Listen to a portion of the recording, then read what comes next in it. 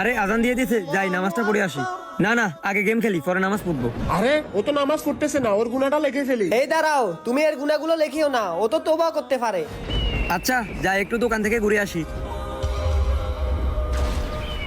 আরে আসর আজান দিয়ে দিছে, নামাজ পড়ে পড়বো, আগে গিয়ে গার্লফ্রেন্ডের সাথে দেখা করে আসি। আরে ও তো নামাজ না পড়ে ওর গার্লফ্রেন্ডের সাথে দেখা করতে গেছে, ওর গুনাহগুলো লিখে ফেলি। এই দাঁড়াও, ওর গুনাহগুলো লিখিও না, ও তওবা করবে ইনশাআল্লাহ।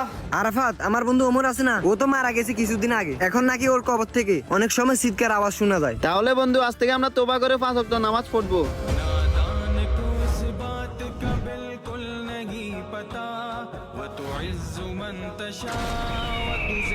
হে আল্লাহ, তুমি আমাকে মাফ করে দাও, আমি আর জীবনেও নামাজ কাজা করবো না, আল্লাহ মাফ করে দাও। বলছিলাম না ও তওবা করবে? আমার আল্লাহ পাক যে একবার তওবা করে তার সকল গুনাহ মাফ করে দেয়। হ্যাঁ ঠিক। গাইস, ভিডিওটি ভালো লাগলে কমেন্টে আল্লাহু আকবার লিখে যান।